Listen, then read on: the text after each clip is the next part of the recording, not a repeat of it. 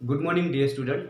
हमने previous lecture में probability के एडिशन रूल और मल्टीप्लिकेशन रूल के बारे में समझा था। उसके बारे में पूरा फॉर्मूले बेसिक अंडरस्टैंड किया था।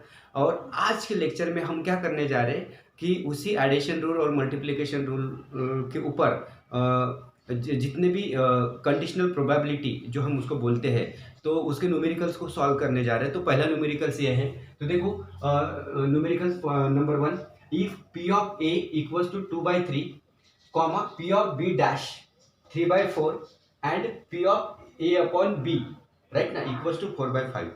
तो ये आपको न्यूमेरिकल दिया है, पूछा क्या है, फाइंड p, ये इंटरसेक्शन b। और दूसरा क्वेश्चन पूछा है p of b by a। तो पहले ऐसे टाइप के न्यूमेरिकल्स को सॉल्व करने के लिए बच्चों थोड़ा सा सोचना बहुत जरूरी होता है कि हमको दिया क्या है और निकालना क्या है। तो देखो, ये हमको गिवन है, गिवन मैंने एज इट इज लिखा है। कभी भी आप सबसे पहले गिवन को एज इट इज लिखा करिए। तो गिवन आपने दिया, तो गिवन क्या है, पी ऑफ ए कितना मिला है 2/3, फिर P of A by B कितना दिया है 4/5 लिखा हुआ है यहाँ पे। उसके बाद बच्चों पी ऑफ बी डैश कितना दिया है 3/4। जब भी आपको P of B dash equal to 3/4 दिया, लेकिन पी ऑफ बी दिया नहीं है, तो आप सबसे पहले पी ऑफ बी निकालो। तो पी ऑफ बी निकालोगे तो फॉर्मूला क्या होता है, मैंने आप लोगों को पहले समझाता है, P of A equals to क्या होता है 1 minus P of A dash होता है। तो वही फॉर्मूला हम यहाँ पे अप्लाई करेंगे। तो पी ऑफ बी डैश जब आपको दिया है, तो पी ऑफ बी निकालने के लिए फॉर्मूला कौन सा होता है, P of B equals to 1 minus P of B dash, ऐसे ये फॉर्मूला है। तो ये फॉर्मूले का यूज किया मैंने।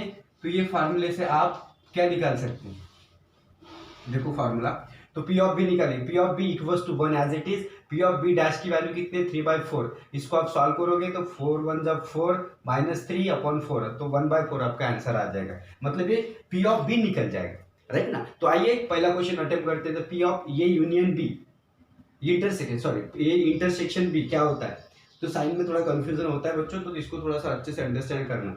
ओके, तो P of A intersection B equals to क्या होता है फॉर्मूला, अभी P of B into P of A by B. अभी मैंने यही फॉर्मूला क्यों यूज किया, क्योंकि मैंने देखा कि मेरे पास गिवन क्या है ए बाई बी। तो मतलब बी ये इवेंट्स ऑलरेडी हो चुका होगा। तो यहाँ पे बी है नीचे में, तो यहाँ पे 100% पी ऑफ बी आएगा। अगर यहाँ पे नीचे में ए होगा तो 100% यहाँ पे क्या आएगा, ए आएगा। तो ये आपको अच्छे से ध्यान में रखना पड़ेगा, ये ट्रिक्स है, आप लोग इसको अंडरस्टैंड कीजिए। तो देखो P of A intersection B equals to क्या लिखा मैंने, P of B into P of A by B.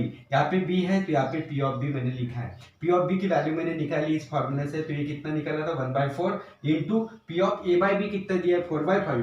तो ये 4 गेट कैंसल 1/5 पहले का आंसर, राइट ना। P of A intersection B equals to 1/5 मिला। आइए दूसरा क्वेश्चन करते हैं। तो दूसरा क्वेश्चन क्या है बच्चों, P of B by A equals to question mark, मतलब इसको सॉल्व करना है। तो अभी देखो इसका फॉर्मूला कैसे अरेंज करेंगे, पी ऑफ बी ए निकालना है, बी बाई ए।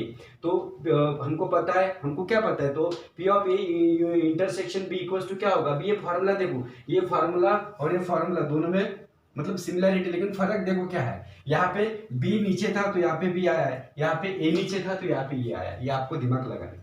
ओके, तो P of A into P of B by A, तो राइट। तो अभी हमको निकालना है कि हमारा टारगेट क्या है, P of B by A.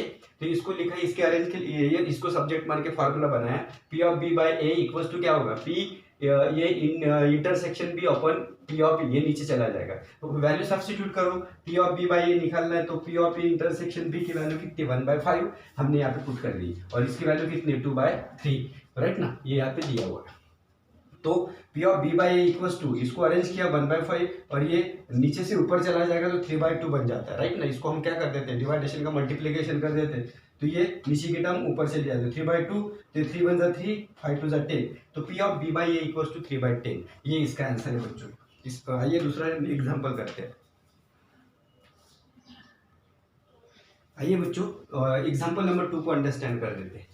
Late A and B both are the events, मतलब A and B are two events associate with an experiment. एक एक्सपेरिमेंट किया है तब ये इवेंट एंड बी इवेंट हुआ है। And suppose P of A probability of getting getting probability of event A.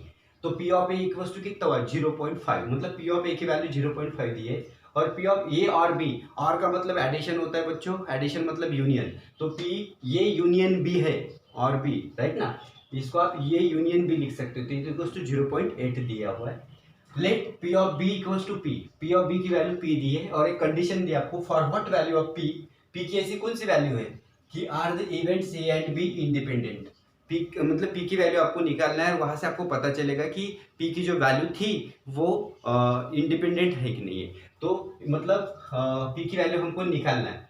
तो देखो बच्चों, ऐसे क्वेश्चन को हम कैसे सॉल्व करें। सबसे पहले आपको दिया क्या है वो लिख लीजिए। गिवन में दिया आपको P of A equal to 0.5, P A और बी आप इसको यूनियन भी लिख सकते हैं, आर को हटा के क्या लिख सकते हैं यूनियन। क्लियर, ये बात ध्यान में रखना। P of A union B मतलब आर होता है, तो इक्वल टू 0.8, राइट। इसके बाद पी ऑफ बी भी दिया है यहाँ पे, तो ये पी लिख लिया यहाँ पे। अभी क्या करेंगे कि पी ऑफ ए यूनियन भी दिया है, पी ऑफ ए भी है, पी ऑफ बी भी है, तो हम क्या करेंगे एडिशन रूल हमको पता है, इसके पहले हमने एडिशन रूल पढ़ा है। तो एडिशन यूनियन दिया है तो एडिशन रूल को हम अप्लाई करते हैं। तो एडिशन रूल क्या बोलता है, तो by using addition theorem probability को ही एडिशन रूल बोलते हैं, राइट ना। एडिशन रूल यहाँ पे हमने अप्लाई किया, एडिशन रूल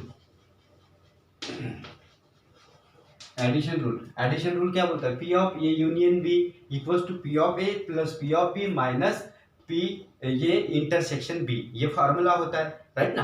तो ये फार्मूला अभी हम क्या करेंगे, हमको P of A union B दिया है, पी ऑफ ए की वैल्यू हमको पता है, पी ऑफ बी की वैल्यू, लेकिन ये वाली चीज पता नहीं। तो ये वाली चीज क्या होगी, तो यहाँ पे कंडीशन दे for what value of P are the events A and B independent, मतलब ये इंडिपेंडेंट मतलब P of A union B. तो इसके लिए हमने क्या किया, for independent events P of A union B क्या होता है, P of A into P of B होता है। ये फॉर्मूला है मल्टीप्लीकेशन रूल। यहाँ पे कौन सा यूज किया बच्चों, यहाँ पे मल्टीप्लीकेशन रूल का इस्तेमाल किया, क्योंकि आपको मैंने बताया था इंडिपेंडेंट ये सारे वर्ड किस में आते हैं, मल्टीप्लीकेशन रूल में आते हैं, और ये आर वगैरह किस में आता है, ये एडिशन रूल में। एडिशन रूल के हिसाब से हमने ये फार्मूला सेट किया। अभी ये पी ऑफ ए इंटरसेक्शन भी हमको निकालना, इंटरसेक्शन मतलब मल्टीप्लीकेशन, तो ये क्या बनेगा P of A into P of B. तो ये जो वैल्यू है इसमें पुट करेंगे तो हमको क्या मिलेगा, P of A union B as it is equals to P of A plus P of B minus P intersection B का वैल्यू कितना है, P of A into P of B. बस तो सिंपल। अभी इसमें सारी की सारी वैल्यू पुट कर देते हैं। P of A union B क्या है 0.8, पी ऑफ ए की वैल्यू कितनी है 0.5, पी ऑफ बी मतलब दिया है पी दिया है, राइट ना, पी ऑफ बी पी दिया है, माइनस पी ऑफ ए की वैल्यू कितनी होती है, पी ऑफ ए की वैल्यू होती है 0.5, पी ऑफ ए की तरफ लिखा है 0.5 इंटू पी ऑफ बी क्या होता है पी, मतलब ये दोनों देख लो 0.5 और ये पी, इन दोनों का मल्टीप्लीकेशन यहाँ पे होगा, यहाँ पे मल्टीप्लीकेशन है, पी ऑफ ए होता है 0.5 और पी ऑफ बी होता है पी, इन दोनों का मल्टीप्लीकेशन किया। अभी इसको अरेंज करेंगे 0.8, ये 0.5 इधर आ गया तो ये माइनस में आ गया 0.8, ये साइन इधर माइनस हो जाएगा, इक्वल्स यहाँ पे क्या बचा, इन दोनों में कॉमन क्या है बच्चों पी है, पी को बाहर निकाला, यहाँ पे 1 बचा माइनस 0.5। अभी 0.8 और 0.5 को हमने सॉल्व किया फिर क्या मिला 0.3 मिला, equals to as it is है, पी एज इट इज है, और 1 में से 0.5 गए तो 0. मतलब 1 में से आधा गया तो आधा बचा 0.5।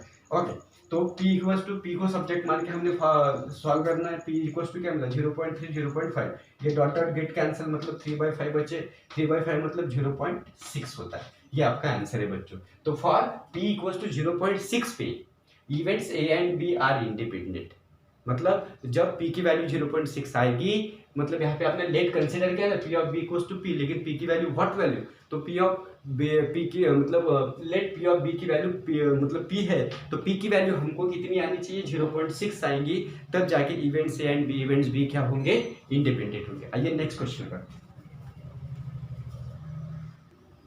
आइए बच्चों, न्यूमेरिकल्स नंबर 3 इसको अटेम्प्ट करते हैं।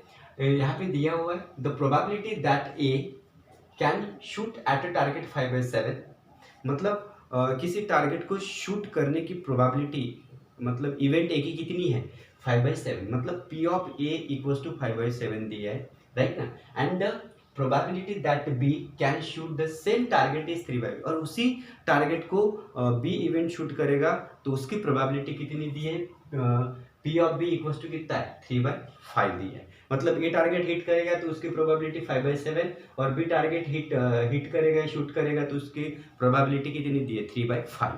और यहाँ पे दिया है A and B shoot independently, ये दोनों भी आपस में कैसे है इंडिपेंडेंट। तो हमको क्वेश्चन क्या दिया है, find the probability that the target is not shoot at all, मतलब दो क्वेश्चन दिए, फाइंड द प्रोबेबिलिटी दैट, ये पहले निकालना पड़ेगा the target is not shoot at all, दूसरा दिया है the target is shoot by at least one of them.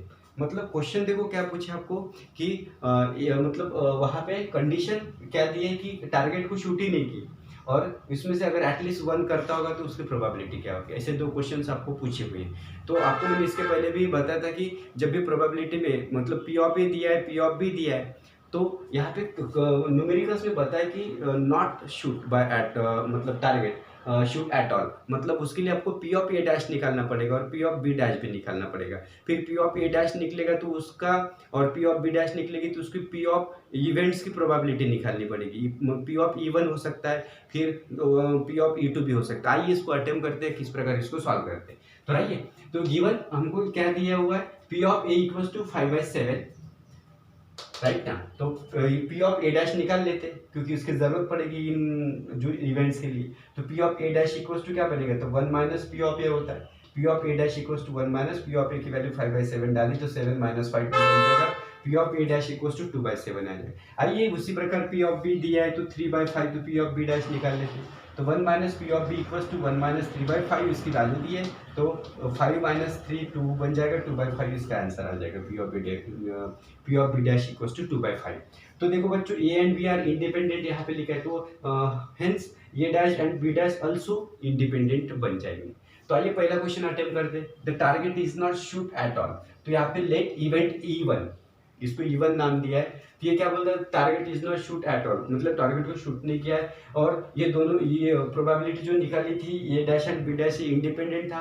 तो यहाँ पे E1 इक्वल्स टू क्या बनेगा, इंडिपेंडेंट के लिए हम क्या करते हैं, मल्टीप्लीकेशन वाले रूल्स इस्तेमाल करते हैं। तो ये dash union intersection B dash बनेगा, तो इसकी प्रोबेबिलिटी निकालेंगे तो पी ऑफ E1 बनेगा, तो इसका भी प्रोबेबिलिटी से मल्टीप्लाई किया तो क्या बनेगा, ये डैश इंटरसेक्शन बी डैश। और आपको पता है P of A intersection B क्या होता है, तो ये उसका formula P of E1 as it is. तो पी ऑफ ए इंटरसेक्शन भी होता है P of A dash into P of B dash, दोनों की वैल्यू सब्स्टिट्यूट की है यहाँ से। तो 2/7 इसकी पी ऑफ ए डैश की वैल्यू थी into P of B dash की वैल्यू 2/5 थी, इक्वल्स टू कितना मिला, 4/35। तो ये उसका आंसर है। तो पी ऑफ E1 के लिए आंसर कितना है बच्चों, 4/35 है। तो आइए क्वेश्चन नंबर 2 को सॉल्व करते हैं। क्वेश्चन नंबर 2 क्या बोलता है, the target is shoot by at least one of them, मतलब ये बातें किसकी हो रही है, तो जो इवेंट पहले जो हुआ है उसी के बारे में बातें हो रही है। तो हमने क्या दिया, इवेंट E2 क्या था हमारा, target is shoot by at least one of them. तो हमने इसको कैसे लिखा, E2 equals to target is shoot by at least one of them, मतलब ये कॉम्प्लीमेंट्री इवेंट ऑफ E1 बन गया, मतलब वो इवेंट में से ही कुछ बातें हो रही है उसमें, तो उसको कॉम्प्लीमेंट्री इवेंट ऑफ E1 बनेगी। और कॉम्प्लीमेंट्री को हम कैसा लिखते हैं, E1 डैश लिखते हैं। ये किसका है, E1 का है, तो कॉम्प्लीमेंट्री इवेंट ऑफ E1 मतलब P ऑफ E1 डैश हो जाएगा। तो इसको प्रोबेबिलिटी से मल्टीप्लाई कर देते तो P ऑफ E2 बनेगा equals to P of E1 dash बनेगा। E1 डैश मतलब कॉम्प्लीमेंट्री इवेंट ऑफ E1। तो P of E2 equals to P of E dash कैसे निकालते, तो 1 माइनस P ऑफ E1 बनेगा। तो 1 माइनस P ऑफ E1, तो 1 P ऑफ E1 की वैल्यू यहाँ पे है 4/35। तो इसको सॉल्व करेंगे, 35 माइनस 4 क्या बनेगा, 31 डिवाइडेड बाय 35, मतलब प्रोबेबिलिटी ऑफ E2 के लिए भी आंसर कितना आएगा, 31/35 आएगा। तो इस प्रकार ऐसे न्यूमेरिकल्स को सॉल्व करते बच्चों। तो ओके, तो आई होप आप लोगों को न्यूमेरिकल्स कैसे सॉल्व करते हैं ये कुछ चीज़ यहाँ से आपको पता होगी। तो आप खुद से बहुत सारे न्यूमेरिकल्स को मतलब सॉल्व करने की प्रैक्टिस कीजिए, 100% आपको बहुत सारा बेनिफिट मिलेगा। ओके बच्चों, थैंक यू सो मच।